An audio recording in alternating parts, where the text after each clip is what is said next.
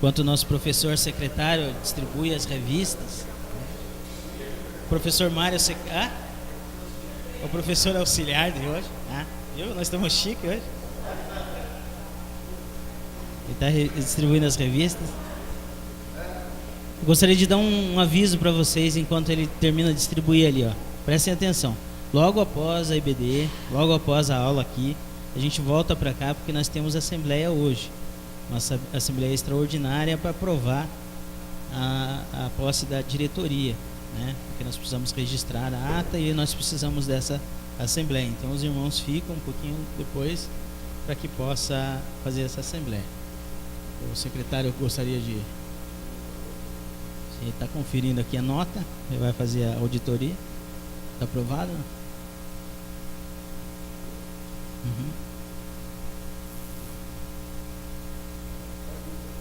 Isso, fica à vontade. Bom dia, os irmãos. Vamos estudar hoje a primeira lição, né? Nós estamos dando continuidade naquela outra revista que nós tínhamos no trimestre passado, que foi a Verdade que Liberta. No trimestre passado não, a gente teve umas lições do Apocalipse no meio, mas a última revista que nós estudamos era a revista A Verdade que Liberta, que era o começo do livro de João. Então agora essa revista é como se fosse a continuidade daquela outra. Então quer dizer, é o estudo do restante do livro de João. Então quem participar da nossa EBD vai ter o certificado, não vai ter o certificado, mas vai ter estudado o livro de João inteiro, né? Vai estar formado em João. Aí, né? João, ele é conhecido pelo amor que ele tinha por Jesus, ele é o discípulo ali amoroso, ele é conhecido assim. Então ele faz um relato bem próximo de Jesus, ele tem essa característica, né? E a primeira revista foi muito bem aproveitada e eu gostaria de convidar os irmãos para estudarem essas lições em casa, ou pelo menos ler o texto bíblico, né, que se baseia cada lição. Então ela é mais ou menos dividida por capítulo, né? Por isso às vezes uma lição ela tem alguns temas separados, né? Essa, por exemplo, ela tem 3 momentos assim que a gente pode separar essa lição de hoje. Jesus é digno de toda a honra, né? Ele tem 3 momentos nesse capítulo de João 12. Então, o objetivo dessa lição é reconhecer que Jesus deve ser honrado como rei, que realmente ele é, né? Jesus é rei, Jesus é Senhor, é soberano. Então, o objetivo principal dessa lição é exaltar isso, né? Essa soberania do Senhor. Nós iniciaremos hoje, né, a segunda parte do Evangelho de João. A primeira parte, os capítulos de 1 a 11, nós estudamos o ministério público de Jesus e dos seus discípulos e milagres. O objetivo do autor foi conduzir o leitor a crer que Jesus é Cristo, é o Filho de Deus. E a partir do 12, iniciamos a segunda parte, que vai até o 21, que deixa as multidões e se retira para o ciclo íntimo dos seus discípulos. Então é bem separado isso, né? A primeira parte do versículo ali, ele vai falar sobre Jesus na casa de Lázaro, né? E Lázaro é aquele mesmo que havia sido ressuscitado por Jesus. Jesus estava na casa de Lázaro, né? E ele é ungido, né? Com um perfume caríssimo, né? Vamos lá para o texto para a gente dar uma olhada nisso. O texto por si só ele fala muita coisa, né? Então a gente vai ler lá. Veio Jesus 6 dias, João 12. Quem tiver a sua Bíblia aí pode abrir e conferir que o que nós estamos falando está na palavra. João 12.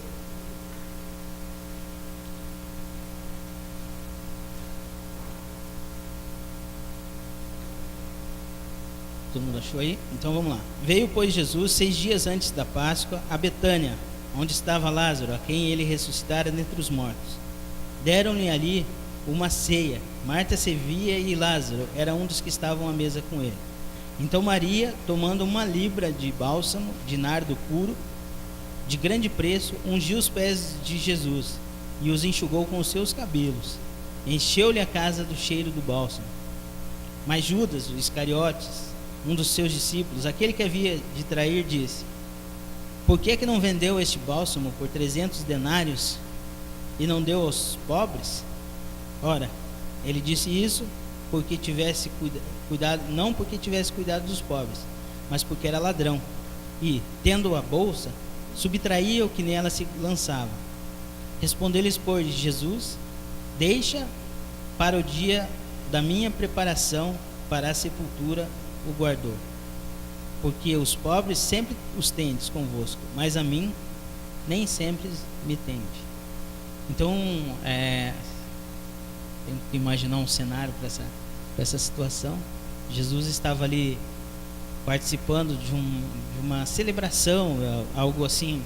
Fizeram uma jantinha na casa de Lázaro, amigo de Jesus. Fizeram uma preparação ali e colocaram diante dele esse banquete, prepararam. A Marta estava ali servindo e tal. E Maria vem e faz um ato de adoração ao Senhor. Ela pega um perfume caríssimo, que há relatos que isso equivalia a um salário de um trabalhador do ano inteiro, né? Era muito raro e precioso isso, era dado com muito valor, assim. E ela pega esse perfume todo e lança aos pés de Jesus e seca com os seus cabelos. Quer dizer, faz uma adoração ao Senhor ali, que seria lembrado por todos os tempos, né? A Bíblia mesmo diz que isso aí ia ser falado por todos os tempos. E muitas vezes isso realmente, hoje nós estamos falando sobre isso que aconteceu. Nós estamos hoje falando da adoração que Maria fez ali diante do Senhor com aquele perfume caro. Com certeza, Judas, daquele jeitão dele, falando sobre o desperdício, né? E existem muitas situações que isso acontece hoje em dia. Pessoas querem dar desculpas, às vezes com intenções que parecem ser boas, mas o seu final não é bom. A desculpa que Judas quis dar é tipo: nossa, que desperdício, isso aí você podia dar para os pobres. E a Bíblia disse assim que ele mesmo não falou isso por causa dos pobres, porque ele era ganancioso, ele estava vendo a questão financeira, ele estava vendo a questão de gasto mesmo, ele estava vendo a questão tipo: nossa, o que dava para nós fazer com esse dinheiro todo? Podia ter dado aqui na bolsa nossa, porque ele era meio que tesoureiro ali do negócio, né? E ele tirava parte daquelas ofertas que entravam ali em proveito próprio. Ele era ladrão. Tanto é que depois isso se confirmou na traição, né? Ele vendeu Jesus. Ele vendeu Jesus porque ele era ganancioso. E muitas vezes as pessoas colocam isso diante da gente assim: nossa, vocês podiam estar fazendo tal coisa em vez de estar fazendo isso, ou podia estar fazendo. E eu acho assim que o que importa em todas as questões não é o que se faz, mas sim a intenção do coração daquilo que é feito. Muitas vezes falta a intenção verdadeira no coração das pessoas de fazerem aquilo que vão fazer. O que nós daremos ao Senhor que não nos custe nada, às vezes não tem valor. Eu lembro agora, pensando sobre isso, eu lembro da oferta daquela viúva, que deu apenas uma moeda, mas para ela custou bastante. Não é porque foi pouquinho, Deus gosta do pouquinho, não é isso. É que para ela era bastante aquilo, era tudo que ela tinha. Então ela foi lá e depositou aos pés do Senhor. E os outros deram uma oferta muito maior, mas deu o resto que tinha, deu o que tinha sobrado, deu aquilo que não lhe servia. Então o tipo da oferta, ela não é medida pelo volume que ela tem, mas pela importância que ela tem dentro do nosso coração, por aquilo que ele gerou dentro do nosso coração para ser ofertado, por aquilo que gerou dentro a nossa intenção de coração. Não é como nós fazemos, se nós fazemos grandiosamente ou humildemente. São duas situações bem diferentes, né? A situação da oferta da viúva foi pouquinho e foi lembrada até hoje. E nesse caso aí, uma oferta muito grande, foi algo muito grande, era um valor grande, e também foi lembrada até hoje. As duas tinham a mesma coisa em comum, que era a intenção de agradar ao Senhor. Aí Jesus disse assim: os pobres vocês têm sempre aí com vocês, e sempre vão ter. E não adianta você também não ter jogado esse perfume nos meus pés, porque vocês também não iam dar para os pobres. aquele que estava com a intenção de dar para os pobres, que era no caso Judas, ele também não estava pensando em pobre nenhum. E aí a gente olha para o texto e diz assim, quanta sabedoria, né? E o Senhor, Ele quer isso de nós, Ele quer que a nossa adoração, a nossa oferta, que seja derramada aos pés do Senhor, tenha custado algo para nós. Não sacrifício por sacrifício, mas sacrifício por devoção, por adoração. Tipo, eu estou fazendo porque eu quero te agradar. Eu estou fazendo porque é a minha oportunidade de te agradar. Foi a oportunidade que ele teve de estar diante de Deus, que ela teve de estar diante de Deus para fazer aquilo ali. Muitas vezes oportunidades vêm na nossa mão, oportunidades de agradar ao Senhor, e a gente pega e, não, vou deixar para próximo. Vai lá, Marcão.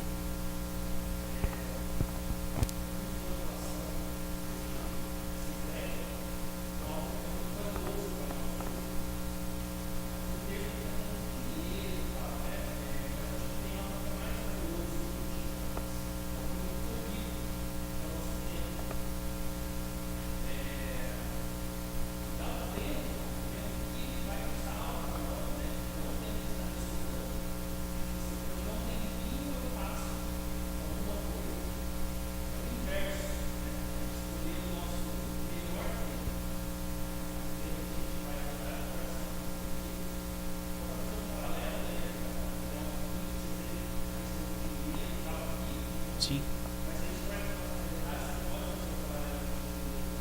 Sim.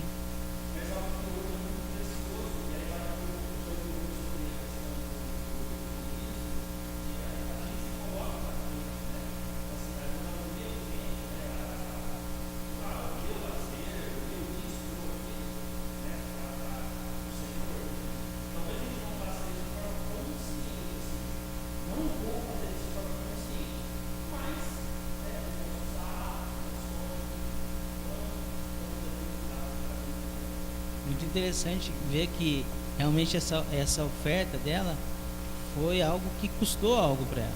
Foi algo que ela separou, que ela viu a oportunidade ali e fez. Então nós temos ali um ato espontâneo e voluntário, né? Um ato de excelência, foi um ato de amor sacrificial e foi um ato oportuno. Ela aproveitou a oportunidade. Primeiro, alguns se indignaram. Segundo, outro, né, fez um discurso bonito, foi a reação de Judas, né? E em terceiro lugar foi a atitude que Jesus tomou em relação a essa oferta. Ele pegou e aceitou. Ele exaltou a atitude, né? Em Marcos 14:9 ele diz assim que seu ato seria lembrado onde o evangelho fosse pregado, né? Esse perfume que foi derramado aos pés de Jesus seria lembrado, porque eu creio assim que algumas vezes algumas coisas que aconteceram marcaram a passagem de Jesus por aqui, e essa foi uma das coisas, assim, o grande valor, né, de intimidade que essa família nutria por Jesus, essa amizade. Por exemplo, Lázaro, né, foi ressuscitado e Jesus chorou quando viu Lázaro morto.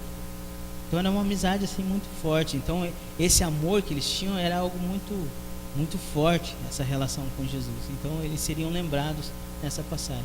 E quantas pessoas tiveram oportunidade às vezes de fazer coisas boas, coisas que Deus se agradaria disso, que Jesus ficaria contente, né? Quantas pessoas tiveram contato com Ele e deixaram passar a oportunidade? Quantas pessoas tiveram chances de fazer algo que realmente tocasse o coração de Jesus e não fizeram? Pessoas que andaram com Ele. Esses dias nós estávamos aqui no grupo de homens estudando pessoas que fizeram a diferença no seu tempo. É isso que os homens estão estudando. E aí eu vi o vídeo que o Marcos passou. Ele passou o vídeo de Jesus sendo crucificado e tal. E lendo, e nós estávamos estudando o Filipe, né? E Filipe chegou junto ao eunuco que estava lendo Isaías. Lendo Isaías, ele estava lendo sobre o que aconteceria com Jesus. Isso aí, Isaías, passado, muito distante, né? Não tinha sido. E eles tinham essa palavra de cor no seu coração, né? Eles tinham isso como promessa. Então eles liam Isaías. E o cara estava lendo Isaías. E eu fico pensando assim: Mas os judeus conheciam o livro de Isaías, sabiam que existia uma profecia de que eles matariam o Cristo, e mesmo assim fizeram. Aí eu pensei comigo assim, mas cambada de judeusada burra, né? Eu cheguei a pensar isso aqui no frigir aqui no meu miolo, aqui bem rapidinho. Eu falei, mas que cambada. Aí quando eu ia falar um negócio desse assim, eu percebi o seguinte, mas e nós?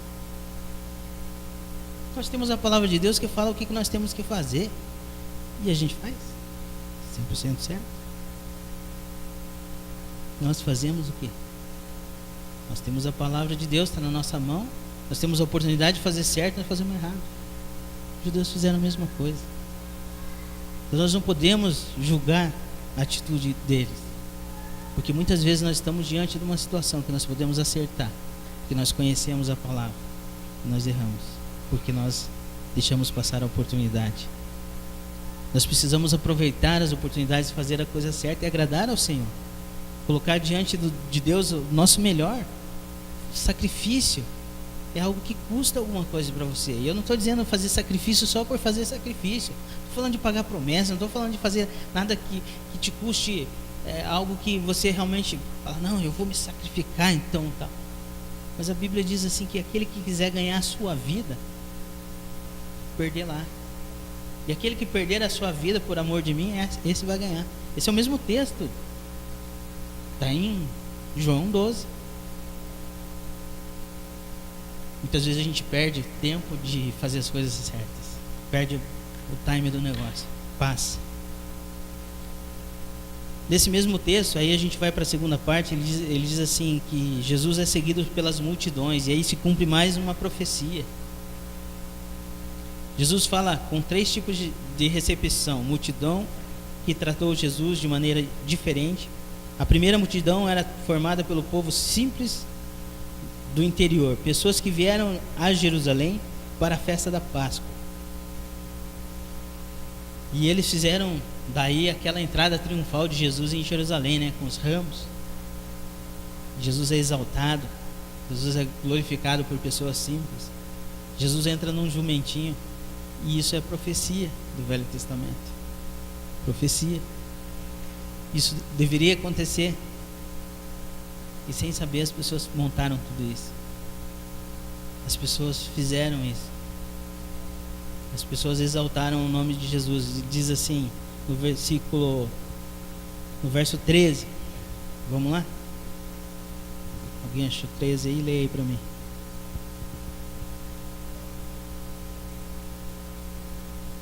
João 12, 13.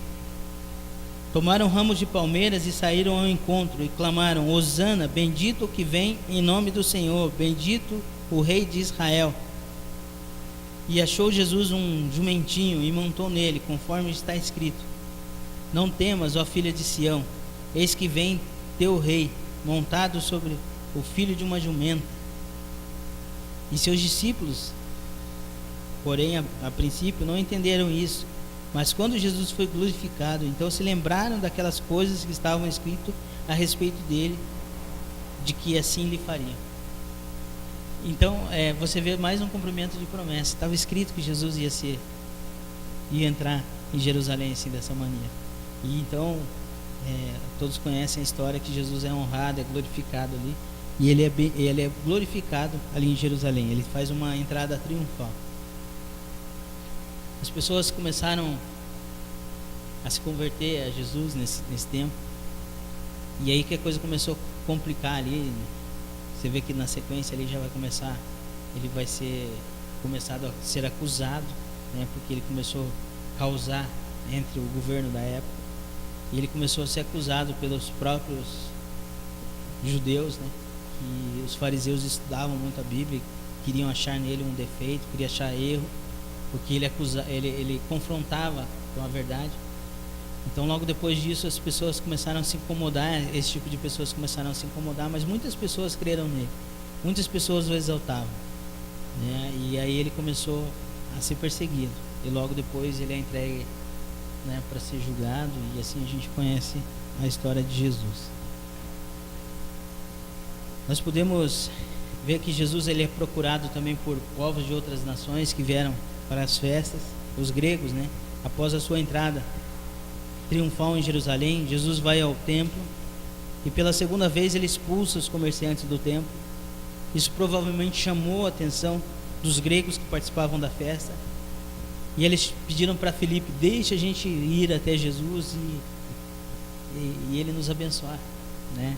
Então Jesus começa a falar acerca da sua morte. No verso, deixa eu ver qual que é aqui.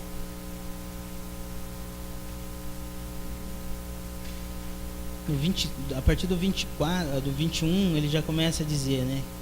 Daí ele diz assim, no 23: respondeu-lhe Jesus: é chegada a hora de ser glorificado o Filho do Homem. Em verdade vos digo, se o grão de trigo caindo na terra não morrer, ele ficará só. Mas se morrer, dará muito fruto. Quem ama a sua vida, perdê-la-á. Quem nesse mundo odeia a sua vida, guardá-la-á para a vida eterna. Se alguém quiser seguir, siga-me, e onde estiver, ali estará também o meu servo. E se alguém me servir, o Pai o honrará. Então Jesus começa a falar acerca daquilo que haveria de acontecer. Ele haveria de ser morto para que hoje nós pudéssemos ser salvos. Ele diz assim que se o Filho do Homem tivesse sido... E eu penso assim, né?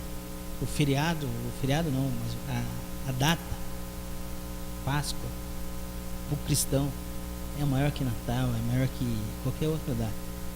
Porque se Jesus não tivesse ressuscitado, nós seríamos igual a qualquer outra religião. Nós creríamos num Deus que vive distante, longe, né?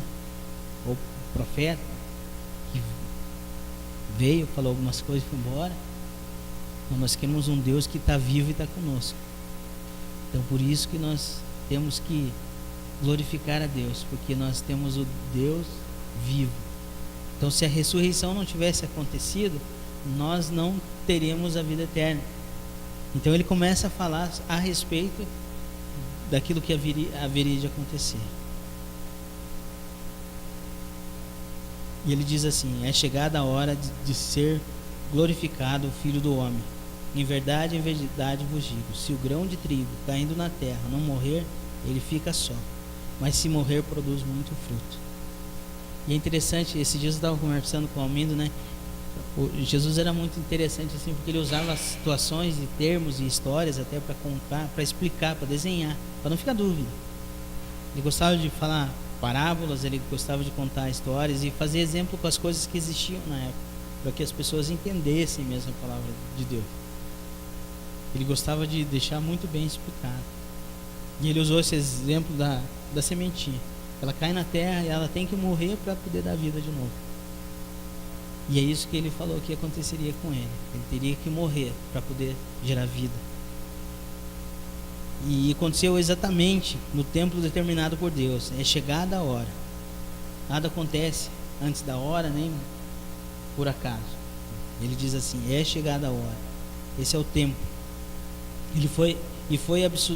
Ela foi absolutamente necessária. Tal como uma semente de trigo precisa ser enterrada no solo e morrer para produzir uma nova planta, assim também foi o sacrifício de Jesus por nós. Segundo ponto, ele diz assim: Jesus fala acerca daqueles que desejam segui-lo. Aí vem aquela questão que eu já tinha falado para vocês, que quem quiser ganhar a sua vida, né? Quem quiser ganhar a sua vida vai perdê-la. Quem quiser conquistar, dominar o mundo, não, porque nós temos que produzir enquanto nós estamos novos. Vamos correr atrás daquilo que nos interessa. E aí, se um dia eu tiver um tempo, eu quero me dedicar à palavra do Senhor. Aí eu quero ir para os campos missionários. Quando eu me aposentar, daí que eu já estiver bem, tiver garantido tudo dos meus filhos, aí eu vou viver uma vida, né, Marquinhos? Aí eu vendo tudo que eu tenho e vou para o campo missionário. Quando eu já não aguentar mais, aí eu vou. É essa a oferta que o Senhor quer de nós, né? Ele quer uma oferta que seja valiosa. Ele quer que em tempo nós sejamos servos fiéis do Senhor. Ele quer que em tempo nós temos que não pensar em ganhar a nossa vida. Isso vai na contramão daquilo tudo que a gente tem escutado no mundo, né? né? Primeiro você, primeiro o reino que gira em torno do meu umbigo, né? Hoje, igual o Marcos lembrou muito bem, né? A Cláudia falou, muitas vezes nós somos egoístas, nós queremos pensar só em nós, não pensamos em tudo que está ao nosso redor. Mas que legal, nós já temos a salvação, né? Eu gosto muito daquele autor de Uma Vida com Propósito, que é um livro, que ele diz assim, tá, então beleza, agora você já aceitou Jesus, então pode ser levado, beleza, fechou? Qual que é o teu objetivo agora de você ser uma nova criatura? Ah, você foi salvo? Ah, beleza, então some. Já deu? Era para isso? Foi para isso que Deus nos chamou. Qual que é o propósito da nossa vida na terra? Depois que nós conhecemos a Jesus, qual que é a missão que Ele nos dá? O que nós precisamos fazer depois que nós conhecemos a Jesus? Agora nós vamos sentar, vamos comer e vamos enriquecer, vamos encher os nossos celeiros e vamos viver uma vida regalada. E a Bíblia fala, louco, essa noite te pedirão a tua alma. E o que você tem preparado? Jesus fala da sua missão. Em terceiro lugar, Jesus está indo para a cruz a fim de concluir a sua missão e se angustia, mas não desiste do seu propósito. O coração de Jesus realmente começa a apertar nesse momento. Jesus já sabia tudo o que haveria de acontecer. Ele sabia que as profecias de Deus não falhavam. E ele, como homem, ele se entristeceu. Ele pensou assim, poxa, se der para passar essa parte aí. E eu fico pensando assim, às vezes a gente tem uma situação, às vezes, para resolver amanhã, no dia de amanhã, por exemplo. Ixi, nem gosto de lembrar da segunda-feira, porque segunda-feira tem tal situação para resolver. E o nosso coração já começa, não fica esquisito? Você tem uma prova para fazer, você tem uma resposta para dar, você tem algo para cumprir amanhã nas suas atividades, você tem um orçamento para mandar, se der certo, vai. Você fica naquela, e o coração começa a ficar apertado. Já fica difícil. Imagine a situação de Jesus sabendo que haveria de passar tudo que ele havia de passar. A angústia dele perto da crucificação, a gente viu que ele chegou a suar gotas de sangue de tamanha angústia que ele estava, tamanha apreensão que ele estava como homem. E a gente fica pensando assim, como que estava o coração de Jesus nesse momento, sabendo que aconteceria todas essas coisas. E a gente vê que várias vezes, né, ele pensa assim, se tiver um jeito de sair disso aí, Senhor, faz isso aí por mim. Tem outro jeito, não? Mas a gente vê que ele foi fiel. E ele diz assim, que se cumpra a vontade de Deus. E aí ele ouve uma voz. Vamos ler esse texto aqui no 28.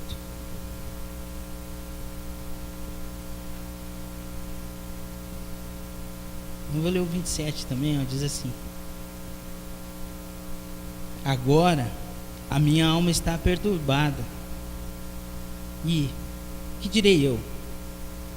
Pai, salva-me nesta hora. Para isto vim, mas para isto vim. E o Pai glorifica o teu nome. Vem então do céu uma voz e diz: já tenho o glorificado, e outra vez glorificarei. A multidão, pois, que estava ali, que ouvia, Jesus dizia ter havido um trovão, e outros diziam, um anjo lhe falou. Algo sobrenatural aconteceu nessa hora.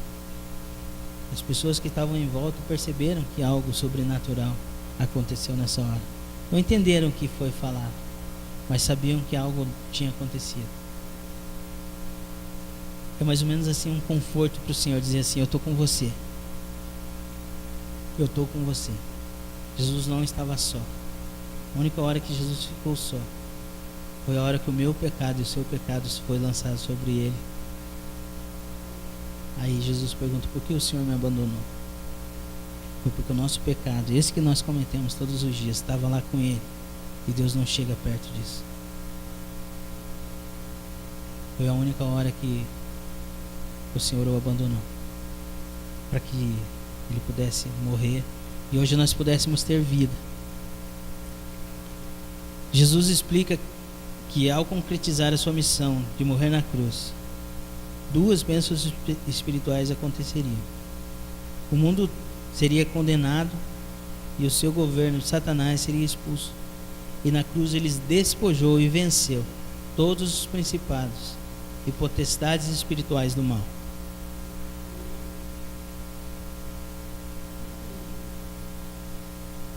A cruz atrairia e salvaria as pessoas de todas as nações.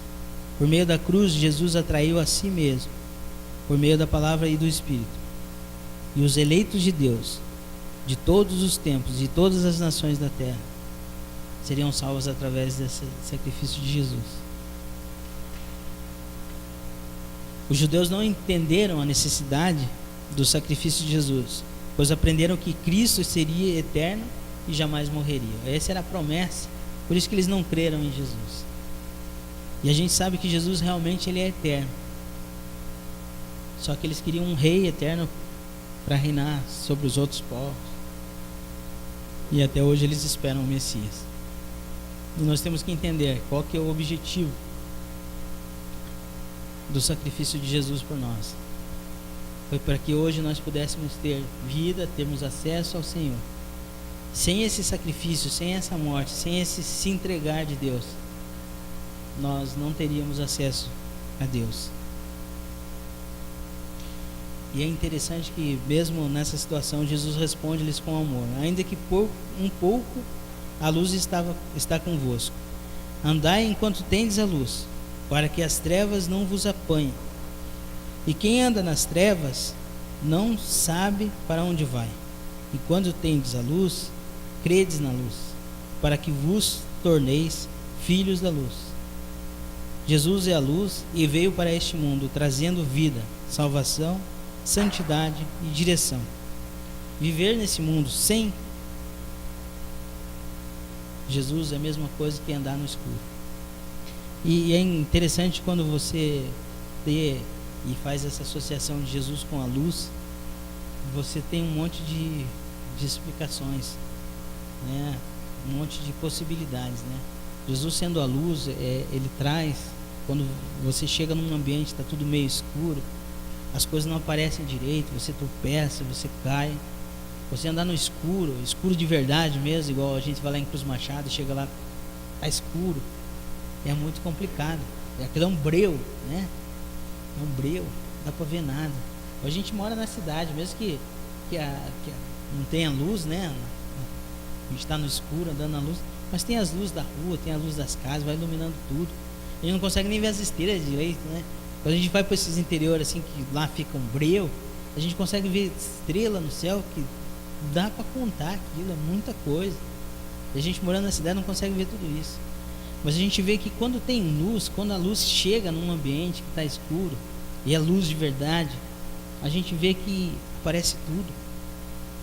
E nesse momento de luz, quando aparece tudo, aparece sujeira. Se estiver sujo, aparece sujeira.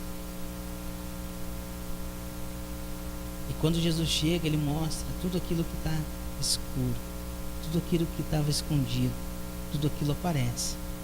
E aí você precisa dar uma geral nisso aí, porque com Jesus é fácil de caminhar. Você consegue enxergar.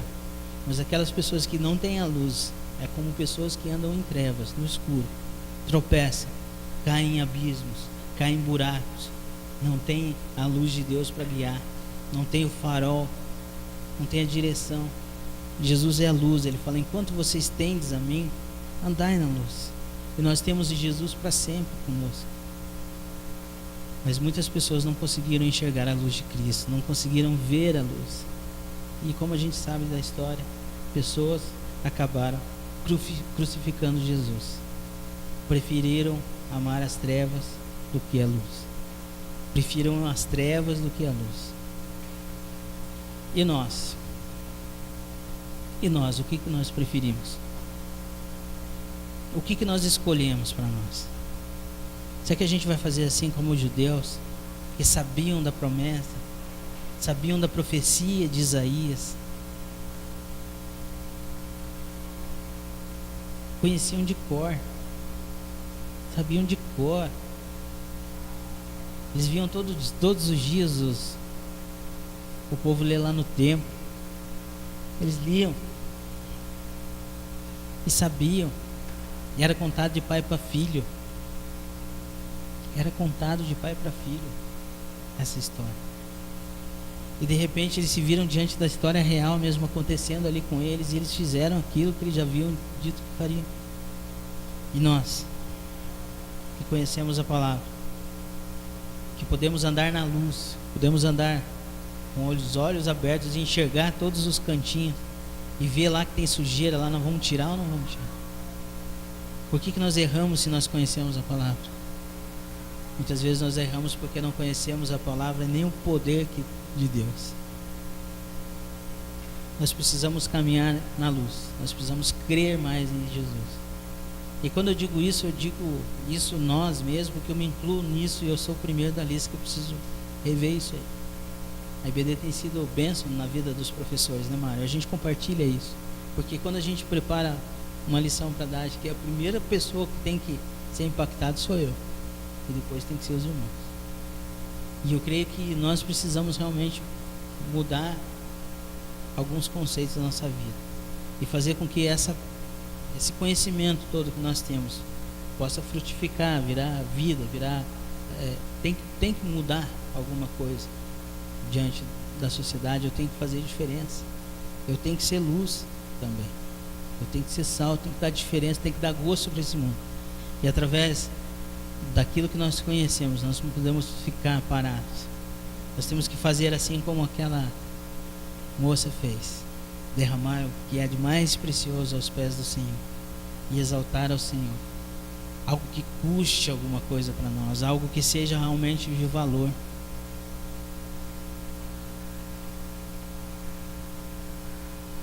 Colocar diante de Deus algo de valor é algo que você fala assim: não, essa área da minha vida não tem como, isso aqui eu não vou abrir mão porque é meu. E realmente muitas vezes a gente tem feito isso. Tem lugares da nossa vida, tem cantos da nossa vida que nós não deixamos o Senhor mexer, não deixamos o Senhor agir. Nós precisamos fazer a diferença no nosso lugar. Nós precisamos fazer um sacrifício que agrade o Senhor. Nós precisamos derramar o perfume que nós temos, algo que nós temos de valor, e nós precisamos jogar aos pés do Senhor e secar com os nossos cabelos. Nós precisamos nos entregar por inteiro, não estar preocupados com o dia de amanhã, ansiosos com o dia de amanhã, colocar diante de Deus a nossa vida.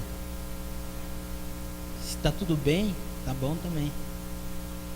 Porque é fácil você falar isso quando está tudo 100%. Mas quando está difícil as coisas, aí é difícil você falar isso. Aí a gente começa a reclamar, murmurar, e a gente começa a questionar. A morte de Jesus foi para a salvação de todas as nações, todos os povos, todas as pessoas. E nós precisamos proclamar isso. E é para isso que Ele nos chamou. O nosso propósito, após nós sermos salvos, era que o Senhor possa ser glorificado através da nossa vida, que pessoas venham conhecer. Amém? Então nós encerramos essa parte da EBD, já é 11 horas, o horário. Nós temos preocupação com isso, né, de respeitar o horário. É uma lição que a gente podia esmiuçar mais ainda, porque é um texto complexo, ele é dividido ali em 3 situações diferentes, mas é uma lição que fala muito aos nossos corações em cada pedaço dela. O livro de João é muito rico, que a gente possa chegar em casa e dar mais uma olhada, e que a palavra de Deus continue falando aos nossos corações, mesmo depois que a gente terminou de ler, e que continue falando, que a nossa fé possa ser fortalecida através do estudo da palavra de Deus. Amém? Vamos orar?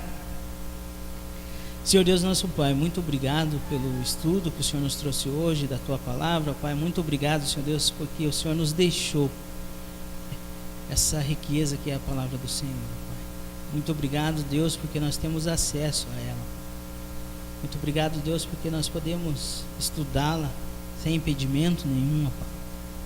E pedimos ao Senhor que nos dê, Senhor Deus, vontade, Senhor Deus, para estudá-la mais vezes. Nos dê, Senhor Deus, coragem, Pai, de anunciá-la. Nos dê, Senhor Deus, ousadia, Pai, para vivermos diante daquilo que o Senhor nos pede, Pai. Continua falando, Senhor Deus, ao meu coração, assim como dos meus irmãos, ó Pai, e que nós possamos, ó Deus, fazer sacrifícios de louvor ao Senhor, ó Pai, que nos custe algo, que é precioso, algo, Senhor Deus, que o Senhor se agrade dele. Louvamos ao Senhor em nome de Jesus. Amém, Senhor. Irmãos, prepararam-se para passar com relação à revista. Nós encomendamos 30 revistas. Então, hoje nós estamos em 27 pessoas aqui. Nós distribuímos as revistas, uma por família por enquanto, porque muitos irmãos não chegaram ainda, não estão aqui hoje. O valor da revista é R$ 7,08 que custou cada revista.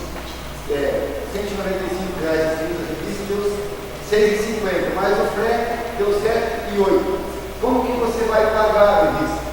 Você vai pegar o envelope de oferta e lições e vai colocar em outros, especificar, você vai colocar revista e DVD e vai colocar o valor de R$ 7,50, de 7, de 6, o valor que você colocar. O nosso tesoureiro, ele vai consultar separadamente, para a gente saber se nós tivemos o ressarcimento total das revistas. Ninguém vai cobrar a revista de vocês. Ninguém vai dizer, a revista, você não pagou a revista. Se você quiser fazer uma oferta maior para a nossa EBD, fique à vontade. Outra coisa, o que nós observamos, professores da escola bíblica dominical, que as pessoas não trazem a revista na EBD. No primeiro dia trazem, algumas pessoas, não todas. Tem um espaço para escrever aqui o nome do aluno. Escreva o nome do aluno na revista, porque você pode esquecer a revista no banco e aí o irmão que achar vai saber quem é. Então escreva o nome do aluno, classe adulto. Amém? E mais uma coisa, irmãos. Essa semana nós tivemos, além do aniversário do Dalton, da Samizinha, dias importantes, do Fábio, nós tivemos um dia que, pelo mundo, é um dia que merece menção, mas para nós cristãos, não. Que dia foi esse? Dia 1º de abril, dia de mentira. E o pastor compartilhou no nosso grupo de WhatsApp uma publicação onde Tomás de Aquino estava mergulhado em seus livros, quando foi abruptamente interrompido por um aluno que gritava: mestre, vem aqui, há uma vaca voando ali fora. Tomás levantou-se abruptamente, foi correndo até a janela, olhou para o céu. No mesmo instante, o jovem soltou uma sonora gargalhada e disse em tom zombeteiro: como pode alguém acreditar que uma vaca está voando? Então, Tomás de Aquino ficou gravemente e respondeu: é mais fácil para mim crer que uma vaca está voando do que acreditar que um cristão está mentindo. Vem bem de encontro aquilo que a nossa aula pregou hoje, colocou. Para glorificar o nosso Senhor Jesus, para dar honra e glória a Ele, nós precisamos imitá-lo. E mentira é uma coisa que não pode estar nem de brincadeira, nem de perto na vida do cristão. E às vezes a gente faz uma mentirinha, uma pequena mentirinha, uma mentirinha santa, uma mentirinha que não tem.